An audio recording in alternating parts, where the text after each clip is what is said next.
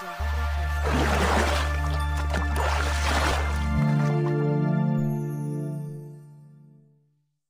bismillahirrahmanirrahim. Alhamdulillahirabbil alamin. Shalatu wassalamu ala asyrafil anbiya wal mursalin Sayyidina wa maulana Muhammadin wa ala alihi wa sahbihi ajma'in. Asyhadu an la ilaha illallah wahdahu la syarikalah wa asyhadu anna sayyidina Muhammadan abduhu wa rasuluhu la nabiyya ba'dah.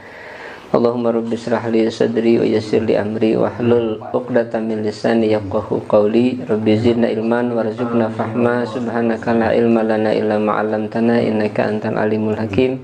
Wala haula wala quwwata illa billahil aliyyil azim. Jamaah rahimakumullah, alhamdulillah kita bersyukur pada Allah Subhanahu wa taala kesempatan malam ini malam Jumat yang terakhir di tahun 1441 Hijriah. Karena malam Jumat depan insyaallah kita akan masuk ke tahun baru ya, tahun 1442 Hijriah. Jadi malam ini spesial karena malam akhir di tahun 1441 Hijriah. Oleh karena itu, karena ini terakhir, biasanya kalau terakhir itu kita melakukan semacam muhasabah ya.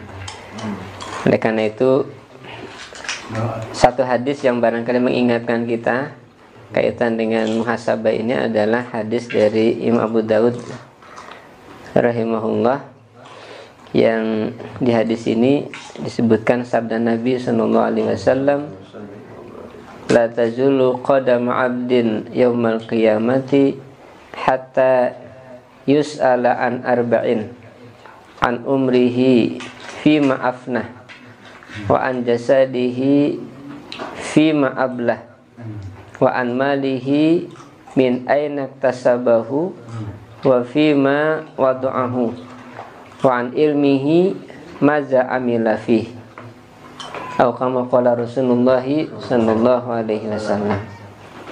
Di hadis yang mulia ini dijelaskan bahwa la tazulu qadama 'abdin, tidak akan bergeser dua tapak kaki seorang hamba. Kapan? Yaumal qiyamah, pada hari kiamat nanti. Hatta yus'ala an arba'in, hingga dia ditanya tentang 4 perkara, 4 hal. Jadi semua orang akan ditanya tentang 4 hal ini pada hari kiamat nanti, hingga tidak bergeser dua tapak kakinya sampai kemudian ditanya tentang 4 hal ini. Mana 4 hal ini? Yang pertama, an umrihi fima afnah, tentang umurnya, usianya, fima afnah, dalam hal apa dia menghabiskan umurnya itu. Apakah ketaatan kepada Allah atau kebalikannya, na'udzubillah. Oleh karena itu, ini bahan renungan untuk kita yang usia kita kan macam-macam ya. Ada yang sudah kepala berapa? 3, kepala 4 mungkin. Kepala 5 kayaknya belum ada nih. Menjelang. Jadi alhamdulillah kita diberikan oleh Allah panjang umur sehingga bisa hadir di kajian seperti ini dalam keadaan sehat walafiat. Jadi penting untuk kita perhatikan tentang umur kita, untuk apa kemudian dihabiskan. Jadi berbahagialah mereka yang dari sejak usia akil balik sudah menghabiskan umurnya untuk ketaatan kepada Allah Subhanahu wa taala, beribadah kepada Allah. Ya. Tinggal dihitung kira-kira berapa lama kita ibadah kepada Allah, kemudian berapa lama kemudian kita habiskan untuk hal-hal yang lain. Jadi ini yang pertama tentang umur ya. Dan kita tidak ada yang tahu umur kita sampai usia berapa. Seorang pun gak ada yang tahu, hatta termasuk yang berbicara sekalipun. Allah alam, rahasia Allah begitu. Oleh karena itu setiap kesempatan waktu tentu kita harus siap gitu ya, dipanggil kapanpun. Karena memang ini rahasia, namanya umur itu rahasia, tidak ada yang mengetahuinya. Jadi mudah-mudahan kita berharap kepada Allah agar ketika kemudian kita dipanggil dalam keadaan husnul khotimah. Amin ya Allah, amin ya rabbal alamin. Kemudian yang kedua, wa an jasadihi fima ablah. Yang kedua akan ditanya tentang jasadnya, ya, tentang tubuhnya. Fima ablah, dalam hal apa dia gunakan tubuh itu? Apakah untuk ketaatan kepada Allah atau kemaksiatan, ya, naudzubillah. Makanya ini, hadis ini sebetulnya kalau kita baca ini akan banyak menjadikan kita merenung, introspeksi gitu tentang diri kita masing-masing, karena ini hadis ini menjelaskan keadaan yang pasti akan kita temukan nanti di yaumil akhir, yaumil qiyamah. Jadi akan ditanya tentang 4 hal ini, tentang umurnya, tentang jasadnya. Kemudian yang ketiga, Rasul menjelaskan wa an malihi, tentang hartanya. Nah, ini juga berat nih, harta nih, ya. Dan tentang harta ini ternyata yang ditanya 2 hal.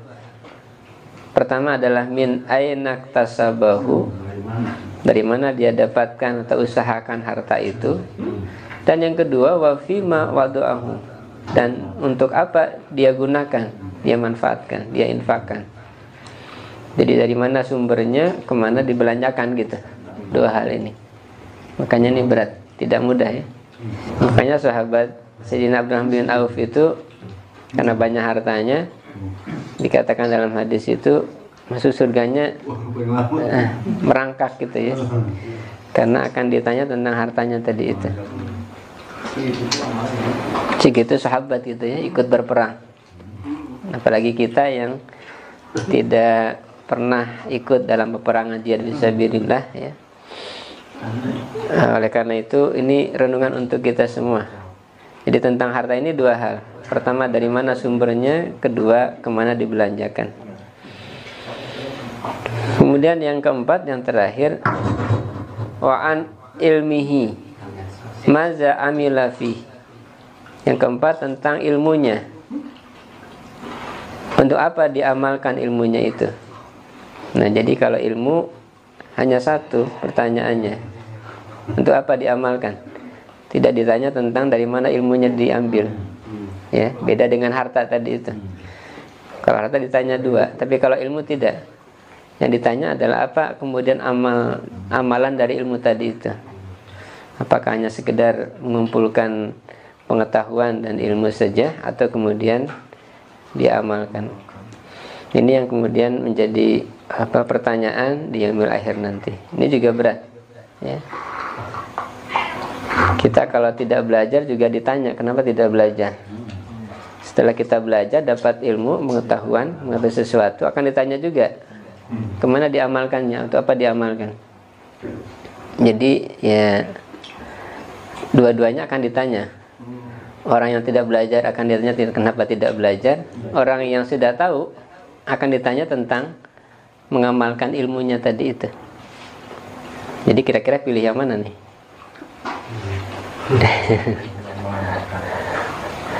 Berilmu dan mengamalkan. Jadi berilmu dan mengamalkan. Mudah-mudahan kita termasuk orang yang bisa mengamalkan ilmu. Karena memang ilmu ini buahnya adalah pengamalan. Pengamalan dan kemudian mengajarkan kepada yang lain. Ini yang dituntut dari ilmu kita. Jadi tidak hanya sekedar tahu, tapi kemudian kita amalkan dan kita ajarkan. Kalau 3 hal ini kita lakukan, maka janji Rasul di dalam hadisnya akan diberikan ilmu yang belum pernah dia pelajari. Jadi man alima wa amila wa alama razaqallahu ilman malam ya'lam. Nah, itu dalam hadis. Barang siapa yang mengetahui berilmu, kemudian dia amalkan, man alima wa amila. Beda dikit tuh antara alima dengan amila. Hanya berubah huruf mimnya, ya. Alima mengetahui, amila mengamalkan. Barang siapa berilmu kemudian dia amalkan, wa alama. Nah, berikutnya yang ketiga, dia ajarkan kepada yang lain. Maka janji dalam hadis ini, janji Allah, maka akan diberikan rizki berupa ilmu yang belum pernah dia pelajari. Jadi razaqallahu ilman malam ya'lam. Diberikan ilmu yang belum pernah dia pelajari. Ini yang sering orang mengatakan dengan ilmu laduni. Jadi hasil dari mengamalkan dan mengajarkan gitu. Ada tambah ilmu yang lain. Oleh karena itu kalau kita melihat para ulama yang rajin ya, yang tidak putus untuk mengajarkan ilmu, kadang-kadang kita menjadi takjub karena seakan-akan ilmunya tidak pernah putus gitu. Ada terus yang diajarkan. Ya, seakan-akan seperti sumur yang tidak pernah kering gitu. Karena memang ya itulah janji Allah kepada mereka yang mengetahui, kemudian mengamalkan dan mengajarkan ilmunya tadi. Maka akan diberikan ilmu yang belum pernah dia pelajari sebelumnya. Nah, mudah-mudahan kita termasuk golongan orang-orang yang diberikan oleh Allah ilmu, kemudian bisa mengamalkan dan mengajarkan ilmu tadi kepada yang lain. Amin ya Allah, amin ya Rabbal Alamin. Barangkali demikian ya, karena sudah waktunya lewat ini dan jadi bahan renungan untuk kita di akhir tahun ini. Mari kita muhasabah diri kita masing-masing terkait dengan umur kita, terkait dengan jasad kita, terkait dengan harta kita, dan juga terkait dengan ilmu yang kita miliki. Mudah-mudahan termasuk orang-orang yang bisa menjawab pertanyaan tentang 4 nikmatan ini di hadapan Allah Subhanahu wa taala. Amin ya Allah, amin ya Rabbal Alamin. Subhanakallahumma rabbana wa bihamdika asyhadu an la ilaha illa anta astaghfiruka wa atubu ilaik.